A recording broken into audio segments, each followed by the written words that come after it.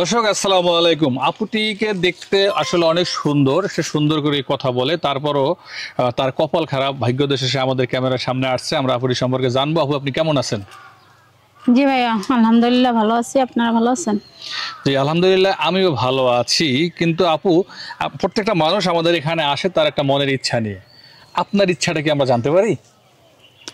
ইচ্ছা আর কি ভাইয়া, ইচ্ছা তো ওই একটাই, আপনাদের মাধ্যম থেকে একটা ভালো মানুষ খুঁজতেছি, মনের মতো, মানে ভালোবাসবে, ভালো রাখবে, ভালো আমিও থাকতে চেষ্টা করব এবং আমাকে যতটুকু সম্মান দিবে, আমার মনের ইচ্ছা আমি তাকে আরো বেশি সম্মান দেব।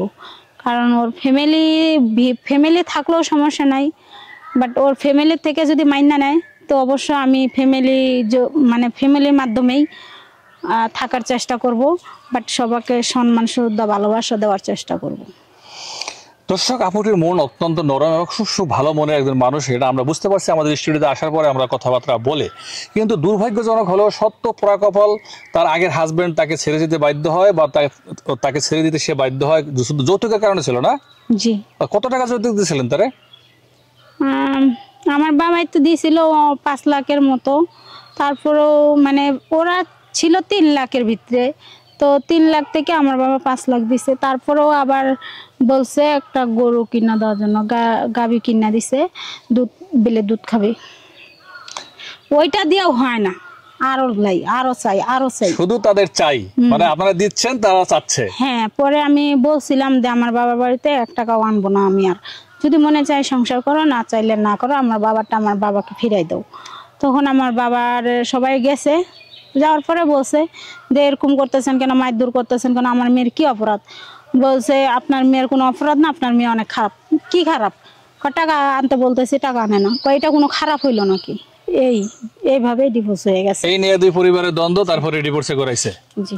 আচ্ছা, বুঝতে পারছি। আপু, সংসার করা অপরাধ নয়, সংসার করা প্রত্যেকটা মানুষেরই অধিকার আছে। যেহেতু আপনার বয়স 28 বছর হয়ে গেছে, তা আপনি যাকে স্বামী হিসাবে গ্রহণ করতে চান সেই ভাইটির বয়স কত হলে মেনে নেবেন? যেমন ধরেন এখন 40 থেকে 45-এর ভিতরে হলেই ভালো হবে। 40 থেকে 45-এর ভিতরে হইলেই ভালো হবে। এর চাইতে যদি দুই একটু বেশি বা কম হয় সমস্যা নাই। কিন্তু আপনার সাথে মানুষ যোগাযোগ করবে কিভাবে? সেই মাধ্যমটা কি?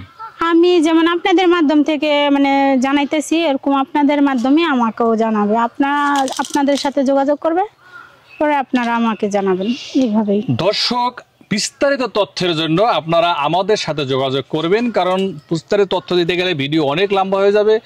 আর ফোনের মাধ্যমে আপনার খুঁটিনাটি যা কিছু জানার জেনে নেবেন। স্ক্রিনে যে নাম্বারটি ভাসতে দেখছেন, এই নাম্বারটি আমাদের নাম্বার, আমরা চ্যানেল কর্তৃপক্ষের নাম্বার। এই নাম্বারে ইমো এবং হোয়াটসঅ্যাপ খোলা আছে। যদি কোনো ভাইয়ের এই বোনটিকে ভালো লাগে তবে আমাদেরকে ফোন দিয়ে সব তথ্য জেনে নেবেন, তারপরে এই সিদ্ধান্ত নেবেন।